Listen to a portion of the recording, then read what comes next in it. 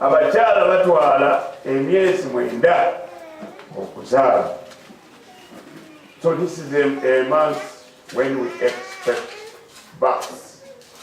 Abantu bangi bagenda kufuna ebintu. Guno mwezi gwa bintu kuwalukiramu. Ebintu bigenda kuvaayo. Ekikyo kye basibirayo guno gwe mwezi gwe kirina okubirayo. So woba osaba esaala bwezityo ekikyo kye basiba kivaayo mwezi guno. So this is September, the month of giving birth. So waliwo ekigenda okuvaayo. Maybe it is a plan. Buli kyowulira kino kyali kyesiba September. So mwezi gwakulabiramu bintu bingi. Bulimu ebintu bingi byesobola kwogerako. Maybe I will talk about it when I have time. September. Akanyukuta kasooka kokka kakikirira success. The first letter of that month, September, means success. Success. Buli kanyukuta kalimu ebintu ebiwerako. Every letter has many good things in it. So September, that month of September, when I continue to talk about it, you don't want me to stop. I want to preach about September. The timing is very important. Every time has a purpose. So you may be sleeping in the time when you are supposed to be doing it. You may be sleeping at home when your word is here. So by the time you're here, is it true? What supposed to hear that word? God tells me. Those in Tanzania. We need this. And we have to see that we exhaust him. Food. Tell neighbor. Let food not take your mind.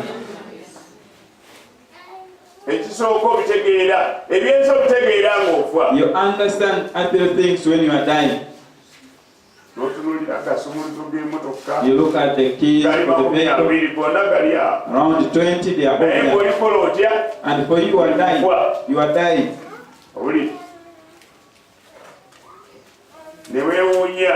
Then you wonder. Someone see first things first. Your priorities must be organized. You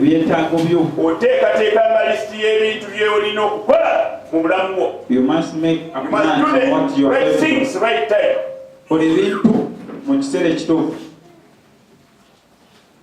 So tell your neighbor, never go or marry because of problems.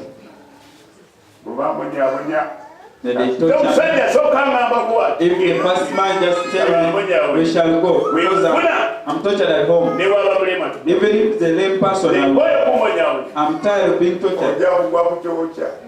You'll find more problems there. The world. Sometimes problems help us to understand that the world humble people. You have to remember, You have to remember that the world needs patience. If you are not patient, you die soon. The one who went to the market buys sweet potato. You see, he has found a man with a bag of money and telling you want to go back home. You come and tell you who is carried the potato.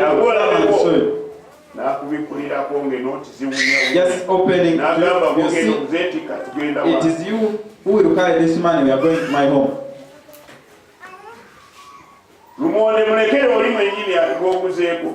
Leave the potato there. Who will eat? You will laugh almost the whole day.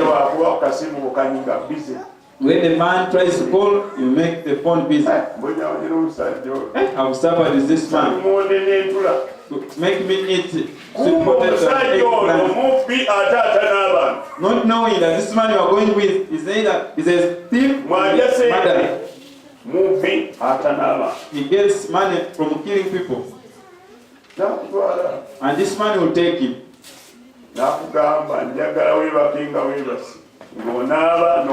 Then he will tell you, I just want you to sleep. Whatever you want, they will bring clothes. And those ones which you don't want, they will take them back. When they bring clothes, you select the nice one. You are like a real queen. In a period of 1 week, checking under the bed. Whenever you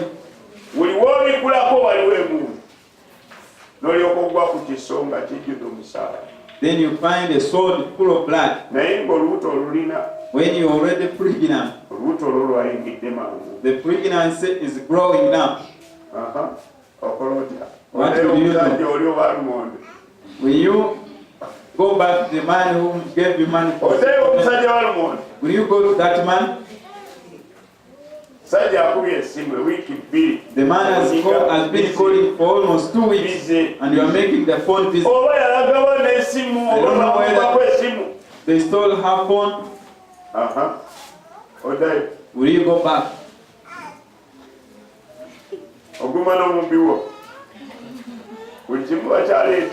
They are bringing everything. And you are in the house.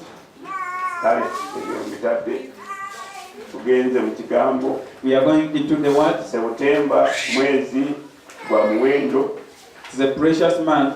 I've been talking, thinking that God attend Holy Communion, and in your heart, you continue fellowship with God. If you just come, they don't joke with God. Our God is a holy God. He is faithful and He loves you. So, if you want to see God very well, today we are saying that we walk while happy or sad. But God walks with anger and love. Wrath and anger. Multiplied anger and love. That is God. What makes Him unhappy? If it comes near Him, there is a way He acts upon that thing. So, come closer when you are sure. I don't want to scare you. You are right with God. I want you to be sure until right with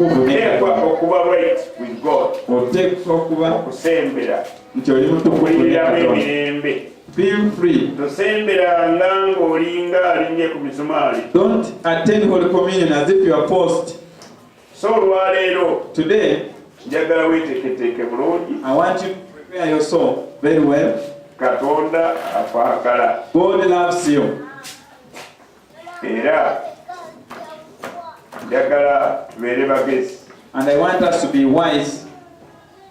Make sure ofunye ebintu bino bijja kutumala bulungi. Everyone has to get a cup and a bread. Ekyo nkyebaliza Mukama. Thank God for that. Tulina abagagga. That you have rich people in all faith. Bagenda kuleeta abagagga. We pray nga bajja mumwe. From you. Agenda kufuulira ddala omugagga. God is going to make you a rich man, a rich woman. Abamu mbalaba. Some of you, nga muvuga ebyuma ebizitowa. I see driving vehicles. Obusiru buleetera abantu okwogera ebyobusiru. Ignorance brings people to speak Emotoka falsely. zeriyo emotoka ensajja n'enkazi. There is no female and male Eyo vehicle. njogera ya kisiru.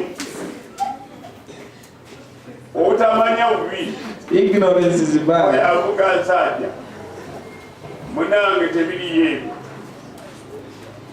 Emotoka erina omulimu gwayo gwekola. The vehicle has its work. Kati gwe beerawo weeyogeza. Katonda akuwa kyasobola okufuga kyosobola okufuga. God gives you what exactly you can take care of. Kati oyinza okusaba kyotogenda kusobola. You may ask for what you will not manage. Oyagala okubeera oli. You want to drive a road. Katonda wakutunuulira byoyogera bimusanyusa oba bimukaba amaziga. If God looks at you. Sula 22 olunyiriri lwa 19. Luke chapter 22 He took bread. verse 19. Our Lord took bread. N'akwata omugaati Ne yeebaza. and thanked. Era twebaza We also thank our Father in heaven olw'okwagala okutakoma. for His endless love N'atuwa to give us Kristo Christ okufa mu kifo kyaffe. to die before us. Christ dying for you and for me. Kristo afa ku lulwo nange And gave thanks. ne yeebaza And break it. n'agumenya. Nga naawe omenya. As you also break, nawe ng'omenya omugaati. Yemenyere okusinziira ku mumwavu. Waliwo ebintu byetukola okusinziira ku mibiri gyaffe. Woolina omwango gw'envubu teweetaaga kumenya nga musumba. Yes, you break it. Genda omenya. Weeyogererako ebyange. Omubiri gwa Katonda. The body of God breaking, guyuzibwe. bruised, Ogwange guwone. such that mine become whole. Kati wuzamira naawe okamenyewo emirundi emeka. Ask your neighbor, how many times have you break that body? Namuli awo mbo. Webakubanga kutama lino tusanga n'eddala. When you are there, if they beat you, they slap you the other cheek, turn another one. Kati weeda omenya omubiri gwa Kristo. You have been breaking the body of Christ. Kati naye lwaleero omwoyo mutukuvu ali kuŋŋamba. Today, Holy Spirit is telling me Nsumba obajukize Yokaana asooka that remind them. 16. First John chapter 3 verse 13. As He offered His body, you also supposed to offer yours for other people. Katonda akuwonya. God is healing you, Obeere n'ekisa. and you have mercy. Tulaba wano 19. We see 19. N'agamba, this is my body Agamba nti guno gwe which mubiri is gwange given for you. okuweereddwayo gye muli. This do in remembrance of me. Mukole kino nga munzijukira. Tukola kiri mu Bible. What we do is in the Bible. Tukira Mukama waffe. We do as remembrance of our Lord Jesus, Kaliga katuyamba. the Lamb that helped us. Gamba Yesu. You say, Jesus, Nkuta omubiri gwo. as I hold your body, Obuyulise. that is the thorn Mu ngalo zange. in my hands. Nzijukira. I remember Omukwano gw'olina gye ndi. love that you have upon me. Nzijukira. I remember Omuwendo gwange. the price, Katonda omulamba. a whole God, N'afa ku to lwange. die for my sake, N'azukira ku to lwange. raise for my sake. Kwebasa Yesu. I thank you, Jesus. Neeyongera okusembera gy'oli. I continue to come to you Olw'okwagala okuteekanika. for the love that is endless. Nyamba. Help me Okwate ku bulamu wange. and touch my life. Omubiri gwo. Your body, Bwe gwayuzibwa. as it was bruised, Ogwange gubeere mulamba. mine become whole. Gamba kyo mu Yokaana 10. Your word in John 10, Olw'ekumi. Verse 10. To work for me, O Lord. The name of Jesus Christ, our Lord, for the Father, the Son, and the Holy Spirit. You eat.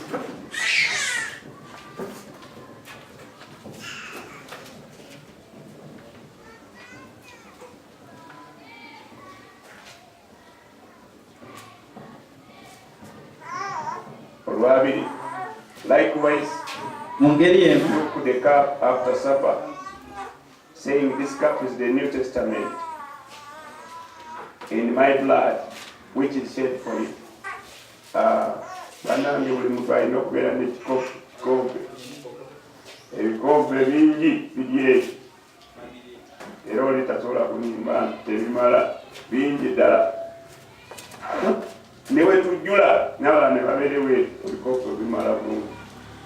So ndowooza bagenda okubapima ne bagamba babeera batono. Kati njagala tubulirize as we are waiting. Katonda akwagalira ddala. God loves you indeed. Kuno kusembera, so you don't leave your friend behind. This communion, we should not leave our friends. Katonda akwagala. God loves you. Njagala otunuulire nnyo Katonda. I want you to look so much at God. Focus on Him. Njagala wekwatireko ejjirita weesaleko. I want you to get a razor blade and cut yourself. Yesu akwagala. You will know that Jesus loves you. Osobola okwesala ejjirita. Can you cut yourself? Mwesala by accident.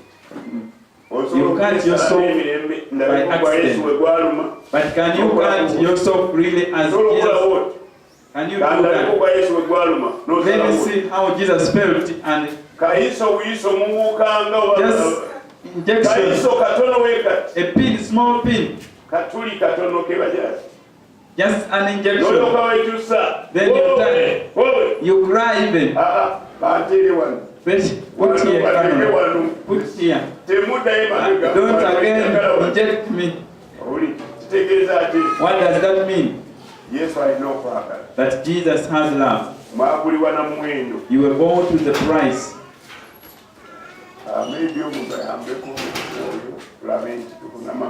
Someone should help that person. We get and things. I want us to see the blood. The blood of Jesus is precious. We are going to see many things. This Jesus that we don't know. If you read Ephesians chapter 1 verse 3, they read it for us. There are things that are going to make you. God prepared everything for you in Jesus. Everything you need is embodied in the Jesus.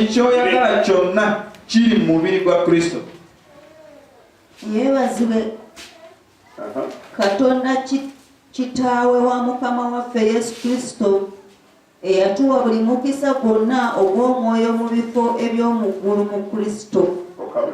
Have you heard that? Every blessing that yours is in Christ.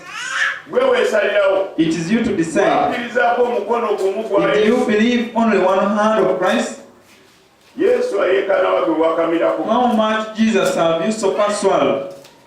That is in Philippians 2 verse 5. Which was in Christ. The mind of Christ must be yours. You have to believe the word of God. You have to walk in it. Our behaviors cannot change just in one day.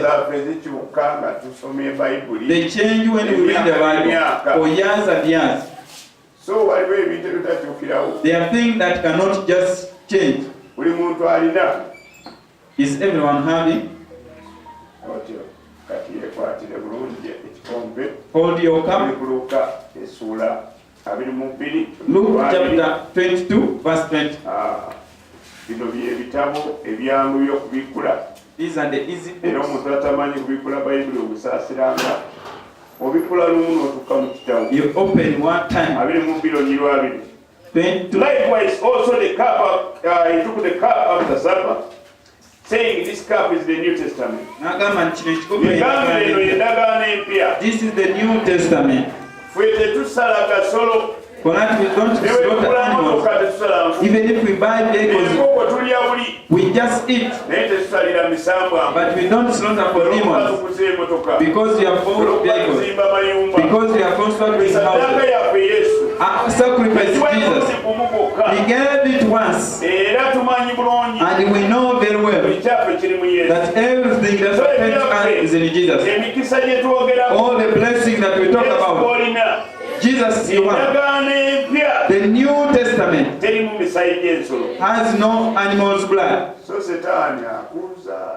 But Satan will take you back. He will reverse you. He will take you back to animals and bring conditions which are difficult. God said that don't bring blemish one. But seeing Satan want to imitate God, he wants white goat. Satan has had conditions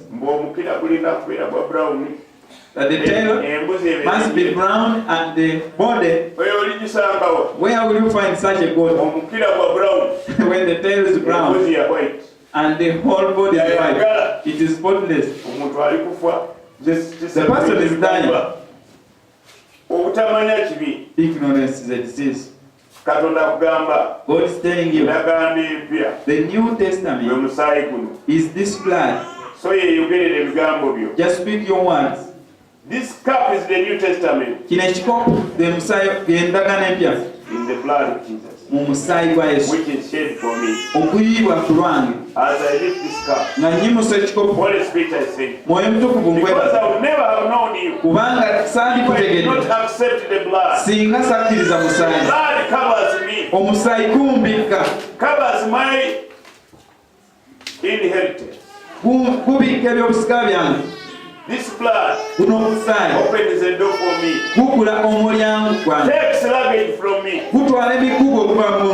sets me free, opens a new horizontal relationship with my Father in heaven.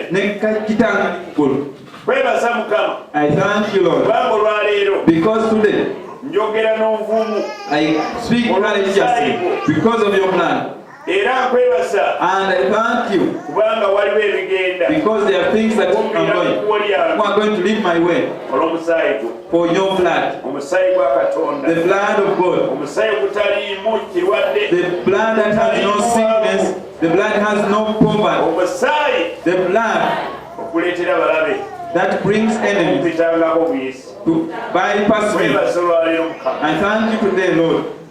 As I remember what you did to me, I want to give myself for you. In the name of Jesus Christ, our Lord. Amen.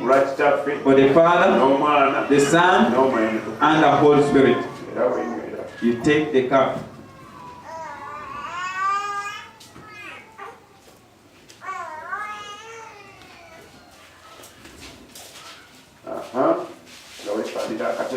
We take our cups back as we are going into the one, and we have many programs, and we don't have time. Put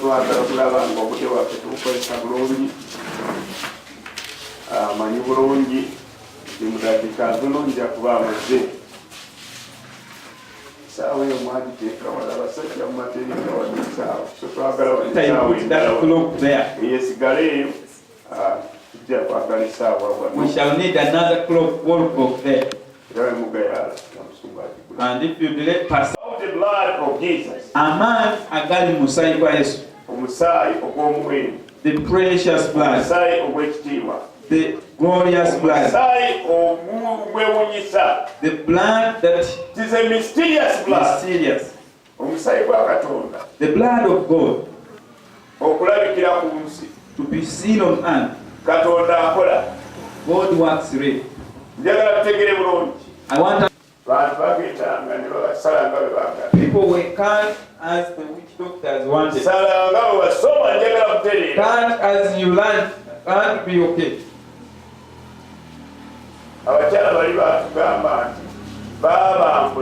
Those women told us that they put off their clothes. They said, you put off your clothes. And they removed. Because they wanted money. They are sure they could fight with these men. And they cut them. They cut as they wanted. After they put their herbs.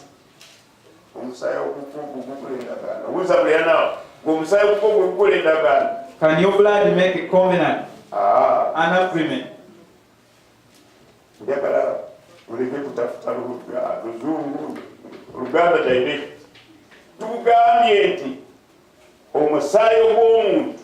Can they?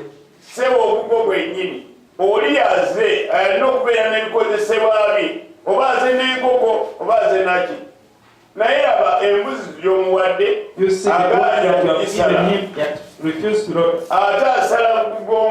And now he's cutting your back. Your blood is going to make a covenant. He would have slaughtered the goat. You see, it's now cutting your back. That is ignorance. They make a covenant on your blood. The Bible that for the covenant to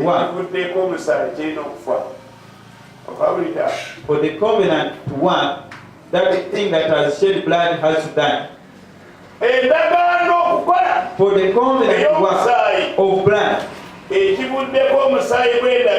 one that has shed that blood of covenant has to die. Now you see it's cutting you. We want you to die soon. Many you are seated here because of God's mercy. If you were cut and you are seated here, just know that you are here because of His mercy. They used cut off in the Old Testament. They said, lay your hands on the head of this God. You speak, I stole the bananas of the neighbor. Everything you speak. Your sins will go on the God. Then they slaughter it. For that week you will be okay. You will be right. The blood of animals were just covering sin. The second week you will sin again. And you find yourself you have to go back and they cut another. They slaughter another animal. Ask your name. The one who cut your back. What did he or she tell you? Bring your hands. They cut. They don't want you to make money. They are stealing money from you. They cut. They cut with the other hand. They are taking away your money. Turn your back. They cut. Whom are you making the covenant with? It is very bad to enter a covenant that you don't know. They put things that you don't know. And for your time, that man, they told that man what? Hebrews 9:12. Not for the blood of goats and cows.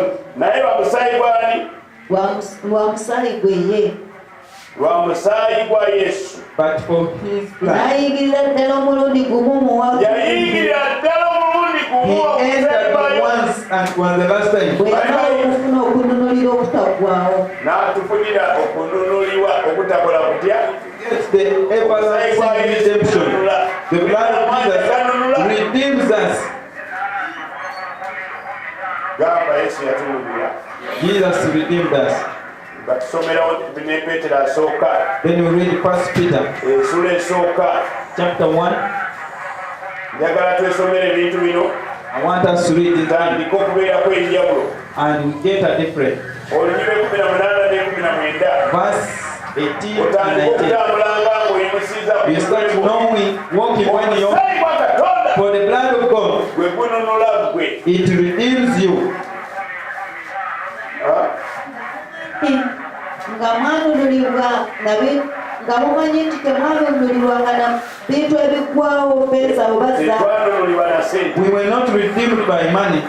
Mu mpisa zammwe ezitaliimu. Naye nabo bwe tununulibwa But you see, n'omusaayi as you ogwa are redeemed Katonda, with the blood of God, omusaayi gwa Katonda the blood of God ne gununula.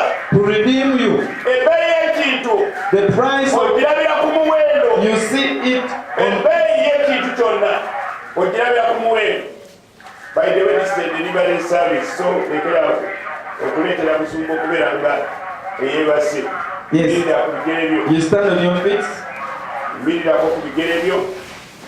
Munnange mu deliverance musumba tajja kuwa mirembe. In deliverance, you want rest. Ne bw'aba lusejjera nga kusaagira kutajja kusaagira ku The locust is joking on you. wegambire nti olwaliro ndikuzuula. You say, today I'm discovering you Ndi wa muwendo nnyo. that I'm precious. Bwe tugenda mu kibuga abantu abamanyi bizinensi If we go ne down, waabweno people who know osanga business, buli kagundi ke batunda mulimu akapande k'ebbeeyi you find everything that's katana mu bitabu price tags, kakaaga mutwalo 6,000, naye 10,000. tuliko tutegedde But for us, omusaayi we gwa have known Yesu that the blood of Jesus gwakununula. redeemed me. Olina okukanga ng'omwana wa Katonda. You have to walk Gamba like a nti child of God. wabbeeyi I'm wa precious. muwendo. I'm so precious.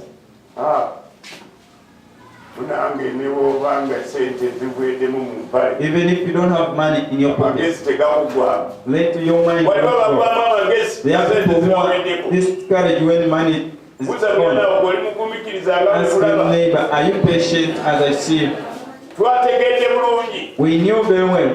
Kati testi z'abaweereza tuzimanyi. We know the test of the ministers. Testi Mukama waffe ze yayitamu. The test that our Lord Jesus passed through. Twalaba wiiki ewedde. We saw last time Nti obulwadde bw'omuntu that the problem bwe butategeera mazima. is not deliverance makes Omulokole us yenna pass through ayita mu madaala asatu. through these Erisookera steps. ddala The first ayita step obusibe. is bondage. Nga tonnaba kulokogobeera mu ki? If you have not yet saved, you are born. Ne tutuuka ku deliverance. Then netugenda mu kusumulwa. Ebisambwa byonna ebyakusiba All things ebikola that bitya? bound you have to go. Omutwe yabawa mutawaana. That person is Pastor. Omuntu wa deliverance wa mutawaana. someone who Abawa mutawaana nnyo. is delicate. Kubanga emisambwa You see zibadde demons gyamutuulira. and sat on that person. Abadde mu kkomera. He has been in prison. Omusibe bw'aba avudde mu kkomera. If a prisoner has come out of Ne the prison bamuta. and they let him free, Munange ayinza okufiira ku kyapati. he can die simply on N'asanga kyapati wa You'll find a yellow. yellowish chapati. Very sweet. N'agamba njagala kulya kyapati 50. I want to eat 50 chapatis. Sewo kwessanyu likukutte When you are happy, kwatira ddala emitwalo gino nkaaga get this otandikira 600,000 and start your... agudde ku kibbo kya kyapati. He has found a basket of Atunda chapati. kyapati weewuunya. The one who said one. Ndowooza bakasitoma bajja kuba munaana. I thought that the customer will be Kasitoma 8. omwali kumalawo kyapati. Only one customer Atudde is ku kibbo alya waseka. eating and laughing. Genda okulira omusibe gwe batadde kyapati ya musi. You hear the prisoner who was let free died of chapati. Endowooza y'omuntu The mind of someone gwe basumuludde who is delivered eteeka okuvaamu obusibe. must live. Tunuulira munno omubuuze nti how is your character? How is your character? Abantu baalokoka ne People basigaza are born again, amaisagabo. but they still have their Owulidde entondo zaasigala entondo zakola zitya wakwata ku ssentewo when they touch your money, tomunyumiza ebyombo nze sente nakuwa ngozeetaka toganide ku sente zange waluma alumira ddala. they don't want to refund. buzaako mulyanaawo Ask your neighbor, okyalimba do you still lie? sewo mulokole bamuyita mulokole The born again. abalokole babeera bwe batyo. Gamba mulyanaawo Tell your neighbor, okyalina endowooza ewusibe you still have a bondage mind. olaba sente tofaayo When you see money, olaba sente zigudde wansi ezitali zizo if you find money, ofaayo nnyo do you mind? ozirabirira nnyo Do you care? oba tozifaako Or you don't mind about it? osobola okusuubira nti mutuddemu musambwa Can you expect that there is a demon that man mitwalo etaano 50,000? osanze You have found it. ogenze eri gye tukubira amasimu osanzeyo ka mitwalo etaano When you went osobola outside, okaleetera take eyo a musumba phone, n'akalanga you have got a 50,000 note. Will you bring to pastor and ojjukira announce it? n'omusalaba gwe balekayo okukuba n'otandikira eno You even remember the sign that n'oddamu you omulundi used to omulala n'olyoka okajjayo make. Then you pick it. ne weewuunya lugambo wandekerawo n'okusaba You wonder, should I even stop praying? I go home. buuza buli yanaawo Ask me. endowooza ey'obusibe ogirina. You still have a bond mind. So omuntu bw'ava mu kusumululwa If someone receives deliverance, ateekwa kutandika okusoma bayibuli. he must read the Bible. Awo Seriously. Yokaana 8:32 wagiramu. John Bwe 8:32. mulimanya amazima That if you know the gali truth, bakulaba ki? then the truth shall set you free. Omulokole ayita ku byokulya, omulokole born again ayita ku bijulujulu, will pass about good omulokole things. ayita ku bintu by'ensi. Will Abulira emirembe free them. bwe yateeka okuba nga amanyi ekigambo kya Katonda. That one, it means he knows the word of God. Bwe tuvaawo If you leave that, Katonda n'akwongerayo mu ddungu. God will take you into the desert. Wabuuza weekakasa kati. He will say, are you sure? Are you free? Or Weekakasa. are you N'agamba sure? jangu tugende. He will say, come and we go. Mukama waffe n'agenda mu ddungu. Our Lord Luka go 4:4. to the desert, the wilderness. Luke Otandika chapter 4. kunyosooka. From verse 1, Sebo batwala Yesu waffe. they are taking our Jesus. Atulaga tugenda kola tutya It's bamuweereza. showing what we shall do who serve him. Number 1. Test esooka. The first is Appetite. appetite. Owulire. Mbufuula obanga weeta mwana wa Katonda. If you call Fuula amayinja yourself gano emmere a olye. child of God, turn Balina this okugamba food into appetite stone. eri etya. How is your appetite? Your sexual appetite. How is your Your sexual food appetite. Your food appetite. Your eye appetite. Amaaso agamu gatambula gatya. How do Gasigalayo your mu eyes kiwanga. Are they? Olwaleero waliwo bye walabye b'otolina kulaba. Today, have you seen things that you were not supposed to see? Can you control your eyes? Osobola okufuga Can you amaaso control go. your mouth? Osobola okufuga emimwa gyo. Appetite of the mouth. Siwo n'ekyo teyagala kwogera ne kibuukayo. Even that thing you never wanted to speak, it will come. Ate n'omwana weekiso ekyo njogedde. You regret. Appetite of the mouth. So test number 1, appetite ya mulokole. A born again is tested. Olwoba okuze. Then you are grown up. Kati Mukama nkuze. You I cry. am a free woman of God. I'm a free man of God. Omwana ateereddwa. So tonyumiza Katonda mu kusumba. You should not tell God that this was the first time. Obanga olikaana kato. If Ne bamala bakuwa okulya eby'abakulu. then they give you food which is for Genda the elder, kusesemerawo. you near vomit. Kati mulekera okwewunyamu. wondering that the pastor Omusumba omusajja. was good for. Sewo ne buwukutana. Gwe! Leka ntundabeko amawulire gano. Let me see this news. Owulire.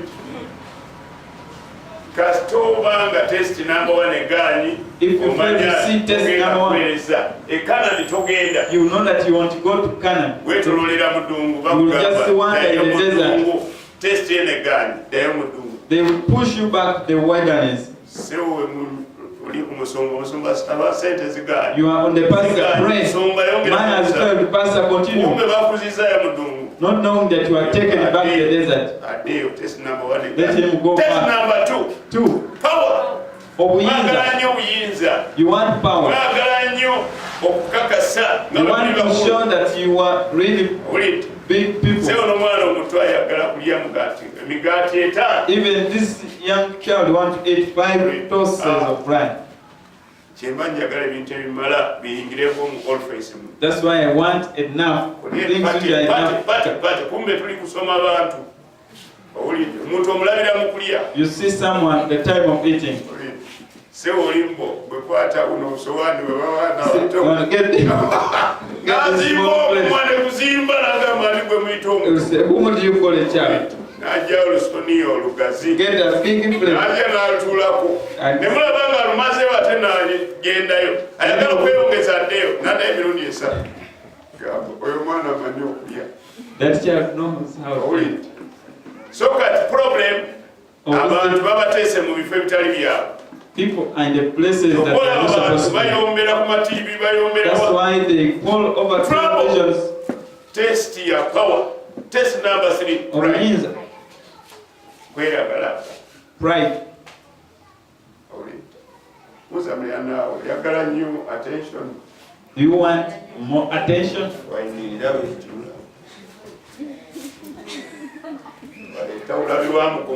Brings the mirrors to check.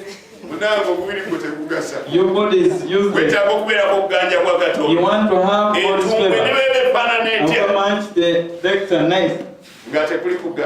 Without favor, you remain wandering. The other small girl we learned with now driving. Even the name was being married. I used to listen to people say, we know these things were really born again. If you don't marry before getting salvation, marriage will be a problem. I didn't know what they used to say, but I went in a certain church. I found a sister even having gray hair, but she was still expecting one to marry, not knowing that he's seated with locusts. They gave him a demon to be. People are seeing a human being, but the demons there.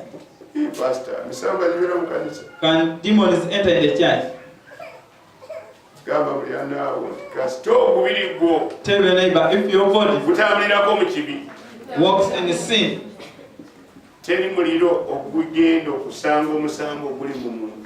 is no fire that will find a demon. Demons, they don't have bodies. They use the bodies of human beings. They know they cannot walk in space. That one can be burnt easily, but they walk in the body of human beings. You are going in dry land. And the other one saying, come here. Come here. Just come here. Let us be two.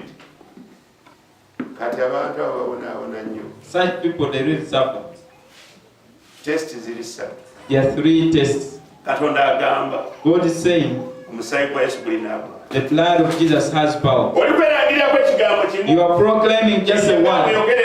As you are speaking this time, you say the blood of Jesus, the precious blood of Jesus, it's the one that will redeem me.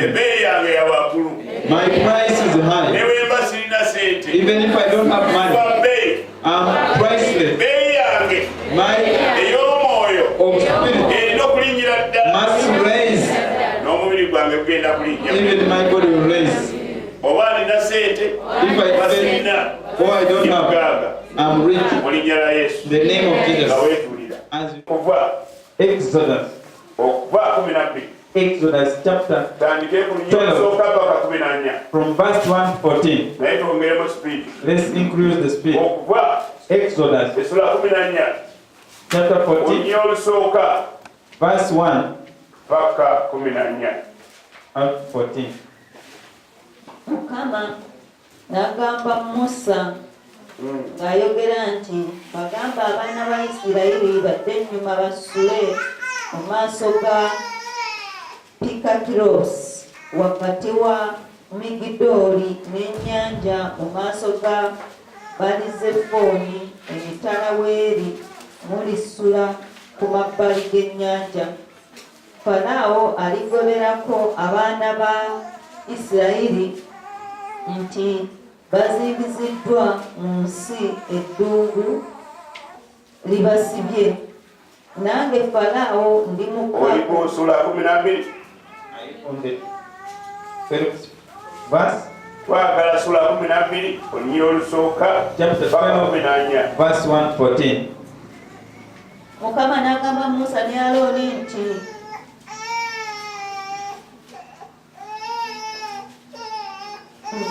Mukama n'agamba Musa ne Alooni mu nsi ey'e Misiri ng'ayogera nti omwezi guno gulibabeera ogw'olubereberye mu myezi. Wuliriza muna Katonda n'agamba Musa God said to Moses and Aaron, mu bulamu obubi in the mu bulamu obw'okwenyigirizibwa mu mbeera etategerekeka Katonda alina ekigambo. God has a He word. speaks to you today. Kyayogera Ogenda nawe. kutandika okubala You are going emyaka to begin counting your okutandika years, lunaku lwaleero starting from today, kubanga waliwo Katonda kyagenda okukola. because there is something God is going to do. Waliwo kyogenda okujjukira. There is something you remember. Munange oyinza okubeera n'obulamu You may have life, naye ng'obulamu bwo tebweyagaza. and that life is not Naye ne good. bukya olunaku lumu But it comes a day, obulamu ne bukukka and your life changes. n'otandika okubala olunaku lwo olukola You start counting your first day, lusooka.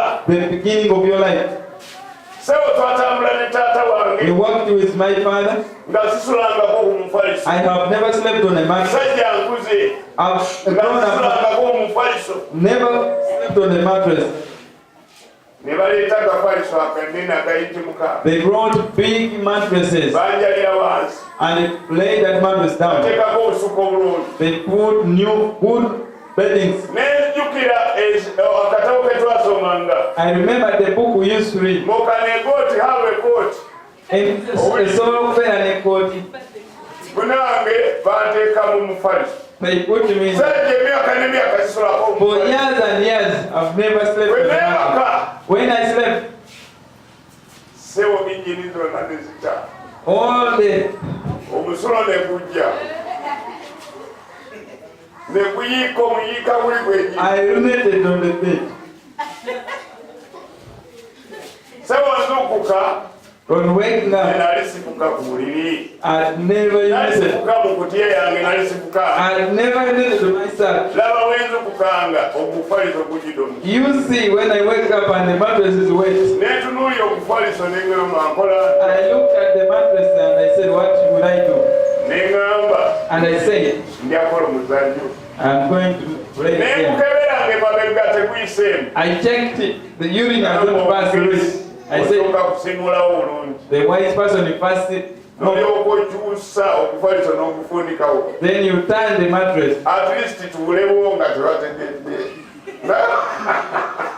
Okutegeera nga ekyaliwo. Understand when the piece is hidden.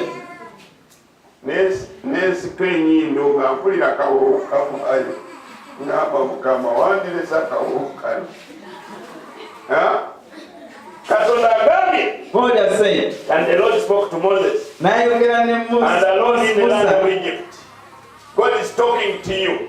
Katonda ayogera nawe. Talking to your life. Ayogera n'obulamu bwo. Mbeera gy'oyitamu. In the situation you are passing through. Akugamba mu linnya olwokubiri. He's telling you the This second month verse. shall be unto you Nti guno the omwaka beginning of gugenda months. kubeera ogw'olubereberye Owulidde? mu myezi. It shall be the first month of the year to you. Gugenda kubeera ogw'olubereberye mu mwaka. January yayita John. dda.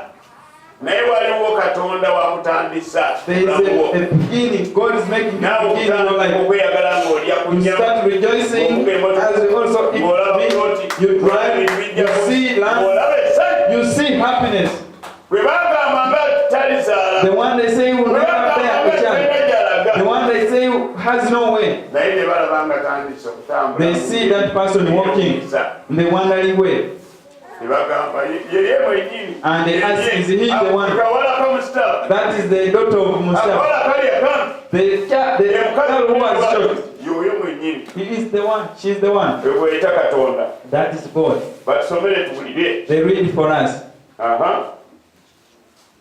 mugambe ekibiina kyonna ekya Isirayiri nga mwogera nti ku lunaku olw'ekkumi olw'omwezi guno balyetwalira buli muntu omwana gw'endiga n'ennyumba za bajjajja baabwe bwe ziri. Omwana gw'endiga buli nnyumba, era ennyumba bw'ebanga entono nga temaleewo mwana gw'endiga, kale abeere ne muliraanwa we ali okumpi n'ennyumba ye, bamutwale ng'omuwendo gw'emyoyo gy'abantu bwe guli, buli muntu nga bw'alya. Tugende ku lunyiro lw'e12. Njagala mwesomere ebintu ebyo. I want you to read. Kubanga ndiyita mu nsi ey'e Misiri mu kiro kiri, ndikuba ababeryeberye bonna mu nsi ey'e Misiri, omuntu era n'ensolo, era ku bakatonda bonna ab'e Misiri ndisala emisango. Emisango gyabwe gyonna tekigenda kukola. All their gods won't work. Gamba mulyango omusaayi. Tell your neighbor the blood binds even the gods of Egyptians not to work to you. That's the verse you are reading. Even as you anoint the place. I want every demon to smell this anointing. There is no demon that cannot listen to a child of God. I want us to see the blood of Jesus. John 1:29, 36. Endiga. Pero tutegedde tulabye endiga. You have seen the sheep that God said they should use. As you put on your doorpost, so that the angel of death will come to you. There is something which won't come to you because of Jesus' blood. Everything that they sent you, the blood of Jesus, when you take it by choice.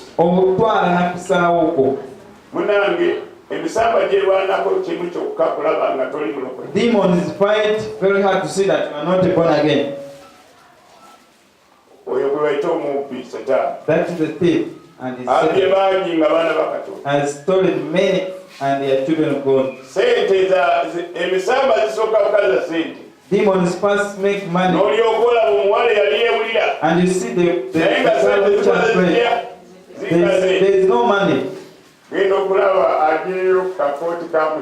see, he has pastor's coat as if you see the one who has put on long clothes. Man has brought up. I told you to stop joking with your friend.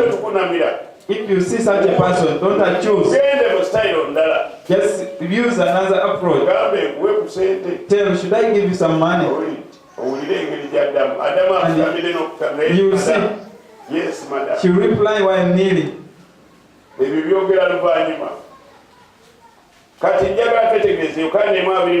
want to see John 1:29. Olunaku olwokubiri nalaba Yesu ng'ajja gy'ali.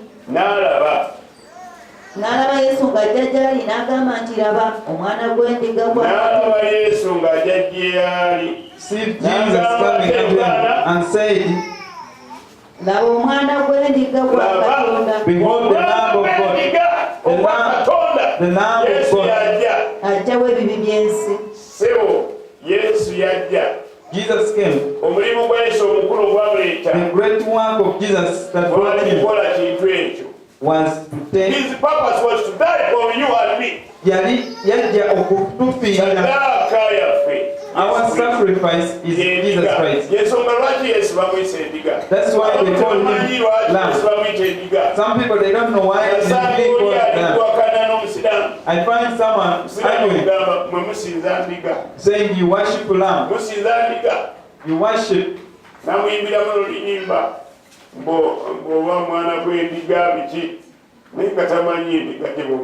knowing the lamb that they are talking about.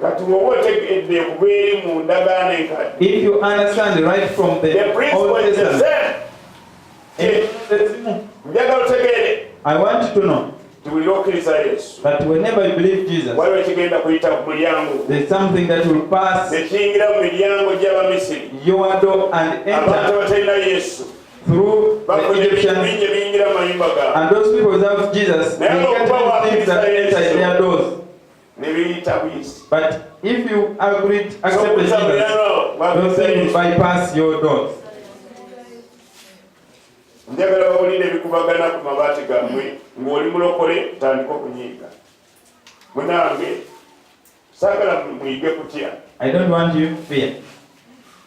katonda yandaga ekintu ne neewuunya God showed me something and I wondered bantu nga bagumu and said, people are courage. se omwebase owulira buntu bulinga bulo buyita ku baati abamuwulira bulinga buyinja pa You baati hear things weweewuunya oba and neakanyiranga obuyinja all bunyumba stories of yabekiro my house. munange omusamba teguli wala It means the demon is not far. okwebaka kukwe When it sleeps on you, omugongo guyita mu baati the back overtakes owulidde the iron sheet. omugongo guyita mu baati The demon's back olowooza reach muwaliwo the iron sheet. mwebase n'omukulu wano Not knowing that the demon slept there. obeera omulokole omutuufu If you are true born again, abulira n'ojja mu mulyango you walk and ne weekwatako bwoti you stand on the door. n'ogamba mukama You say, Lord, oba siri mulokole if I'm not born buulire again, lwaki siri mulokole tell me why I'm not born again. If I'm born again, kolera waggulu kirina okulekera that thing that is on the iron sheet should stop.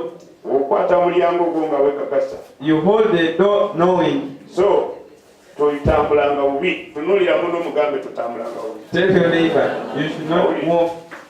oba omanyi totambula bubi If you know you are not, if you know wetwala mulyango ogwo you are not righteous, osobola okukitegeera bulungi ekinsindise kirina amaanyi owuli era okukukombisinga okukugamba nti ddamu osule mu nyumba luba lutalo to convince you again to sleep in that house again, owuli it will be difficult. omulyango muyimiriramu omulokole noyogera The doorpost oba mulokole is itwakulina okulekera If I'm born again, sweet owuli era wensulako mu nyumba yo ebyobusibe ebyo tebijja kubeerayo and if I sleep in your house, such things can't happen. naye tojja kunsuza eyo nga nawe olina okukikola ngaoli mulokole owuli olina okulaba nti ennyumba yo You have to see that ebibeeramu byonna your house, all those things that owuli in your house have to go. tokkiriza kusula na mmese Don't accept to sleep with rats. ebintu ebyo You tetebina are kubeera mu nyumba yo precious. Such things cannot be in your house. It is a real sign Kabonero kenyini. that you are not domineering, you are not dominating your environment. Nti tofuga.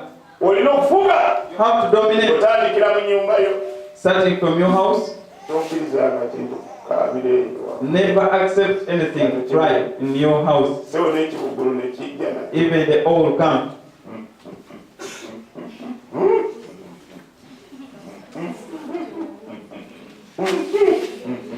The old my come friend buli lunaku oba ajja every day. ayakwagaza ati Why?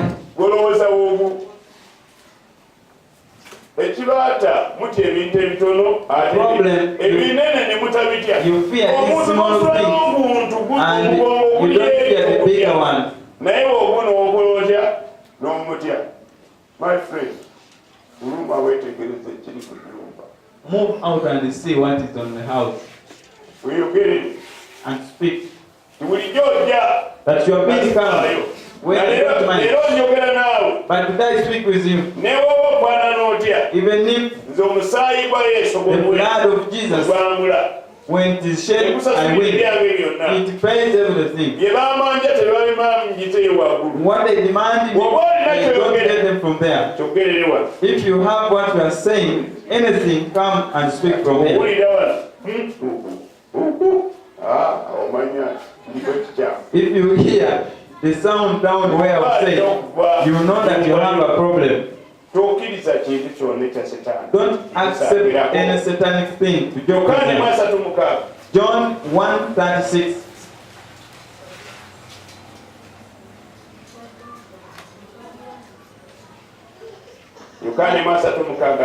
John 1:36. N'atunulira Yesu ng'atambula n'agamba nti laba omwana gw'endiga gwa Katonda. Laba omwana gw'endiga gwa Katonda. Wasomye kiri kifaanana na kino. Yombi temulimu ekiriko enjawulo. Twasomye 29 and 36.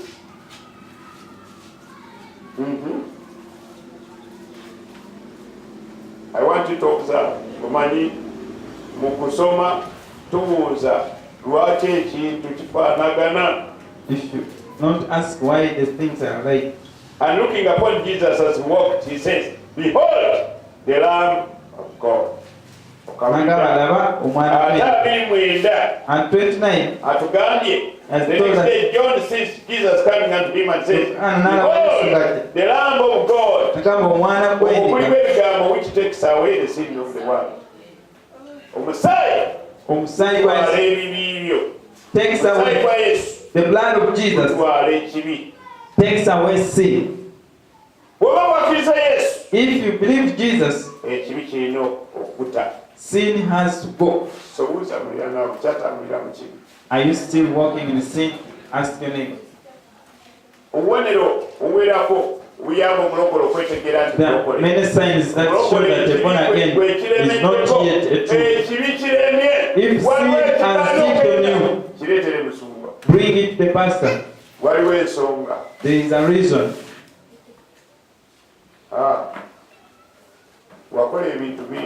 You did many things. The other told me over the phone. He said, did you love? The man said, I love, and you remain with the soul tie, with the rope of that man.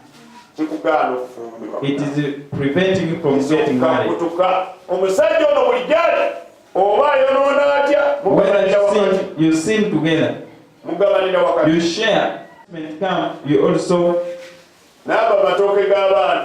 if it seems, when you don't know, you find also getting that punishment.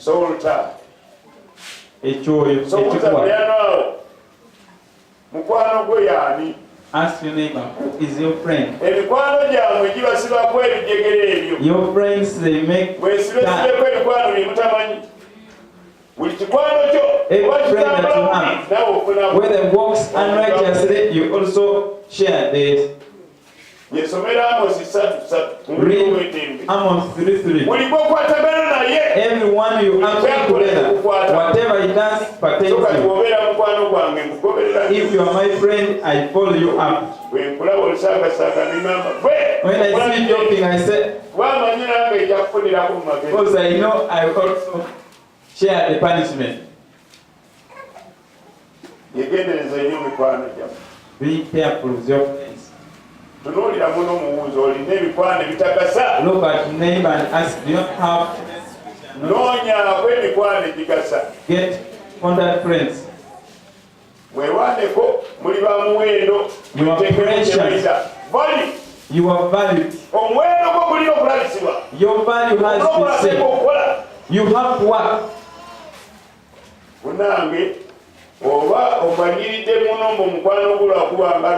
If you are used to calling someone a friend because he gives you 500, we'll ask, do you have 500 shillings? You will know that you are in the blood of Jesus. Good to know. It reconciles us with God.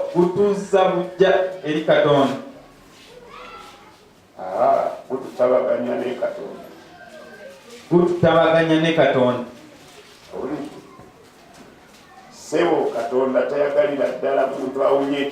God does not want someone who should sin.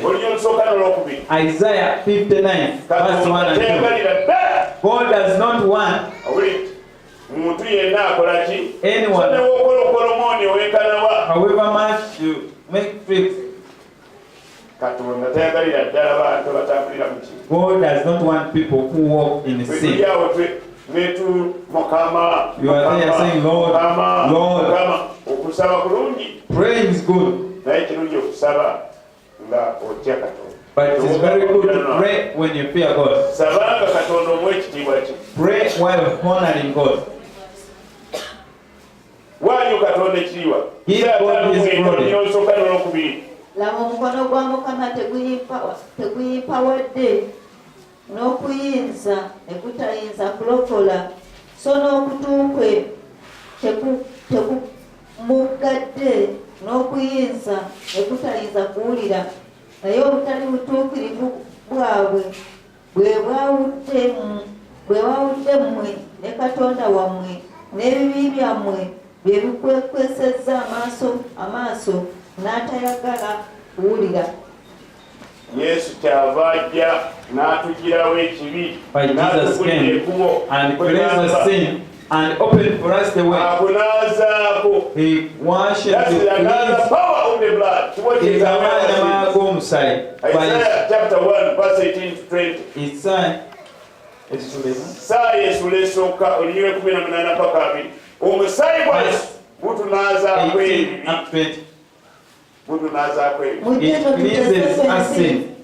Bw'ayogera Mukama, ebibi byammwe ne bwe biba ng'olugoye olumyufu. Olwaleero njagala otegeere. Today I want you to know nti omusaayi gwa Yesu guli mysterious. That the blood of Jesus omusaayi gwa Katonda is mysterious. Olwaleero njagala otegeereko ekigambo. Today I want you to know omusaayi gwa Yesu. The blood of Jesus. Kunaaza butya ebibi musumba. How does it cleanse sin, Pastor?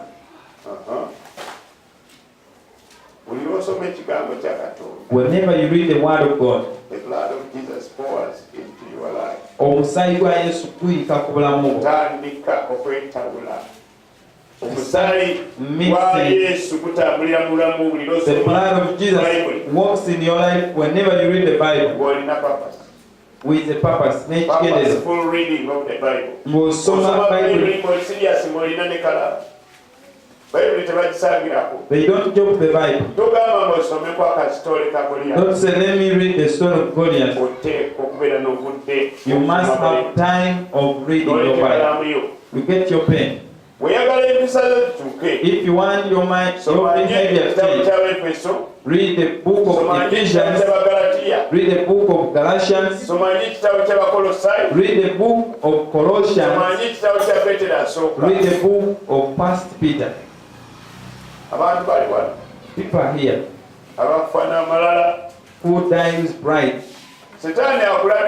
Satan sees you. Don't you think he uses the mirror? The one who never wanted to use the mirror. The mirror is good. You may get the office when you put as remain on the lips. God does not want such. But it's very bad to remain in the mirror. All the time you turn this side the mirror. You turn the other side. You even buy another one. The wall, you bring the back.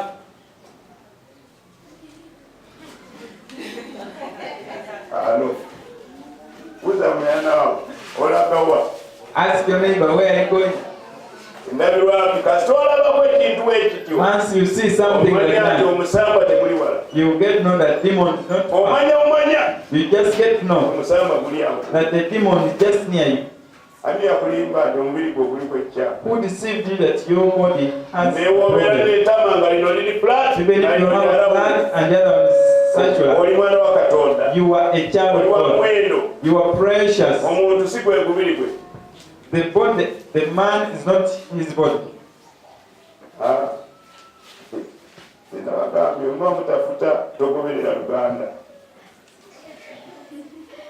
Njagala wegendereze nnyo ng'otunuulira Bayibuli. I want you to be careful while looking at the Bible. Genesis 4. Genesis 4. Oh my God. Nayogera nti okoze eki? Eddoboozi ly'omusaayi gwa muganda wo linkaabirira mu nsi. kale kaakano okolemeddwa mu nsi eyasamiza akamwa kaayo okuweebwa omusaayi gw'omukono gwo obudde bumweddeko katubuliriza bulungi omusaayi gwa Abel the blood of Abel went landed on the land and his brother came and shed that blood cast the land. And God said, the land has been cast, you won't till it and benefit. The blood of Jesus cast your enemies. Denies whatever prevents your life. That is where I was going. You stand on your feet. The blood of Jesus is powerful, has power to make us whole. We need the blood of Jesus to pass through it. And you get to know the importance of God. You cannot do anything without God. You cannot do anything without the Lord.